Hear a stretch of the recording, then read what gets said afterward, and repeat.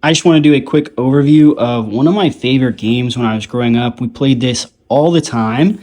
We always called this Settlers. The official name, I guess, is Catan. Settlers of Catan is kind of what it is called with this island. And basically, you are building these little settlements. And the way that you win is the first person to get 10 points. And the way that you get 10 points, so like you build settlements, or you have the longest road, or you play one of these cards here, and that's basically how you get points. You could even build these into cities, etc. My mom even kind of called this kind of like a new version of Oregon Trail. I don't know if that's really true. I don't know if that's a good description of it, but basically the point of this game is you build settlements, you build roads, you collect different resources here, and with those resources, that's how you build these settlements. You can see here we have road, settlement, city, and development cards.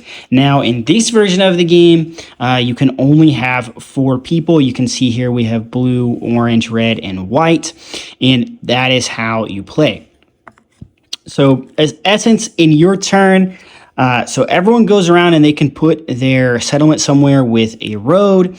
There are a few different ways to set up the board. I always like to put these randomly, and then you put this randomly. And whenever you roll the dice, everybody, not just you, gets whatever resource is next to their settlement. So if you rolled a 9, you would get stone. Or everyone who is next to this and next to a 9 would get whatever that is. So this person would get stone, this person would get wheat. And so you really do have to be paying attention to what everyone else is doing, because even when it's not your turn, you are involved in the game. So that is kind of a pretty important factor there. So if a 9 is rolled, you get whatever is 9. So even if it's not your turn, you would still get this stone, or you would get this wheat, right?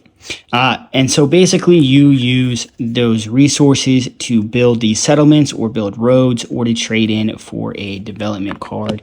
And the first person to 10 points wins. I would definitely recommend going over this game rules and almanac if you've never played before. The game itself is actually pretty simple. And the other thing that I really liked about this board game, especially compared to like kind of the more classics like Monopoly, is that you can finish this game in like maximum like 30 minutes, and then you can play like several games. So that was a huge like factor for me on this game. It is a game that you can actually finish in a game night, whereas like Monopoly, you cannot do that. So definitely a really fun game. There is an expansion pack where you can play with a lot more than just 4 people. But man, I remember Friday, Saturday night with a bunch of friends, even in high school. We would play like several rounds of this game over at my friend's house.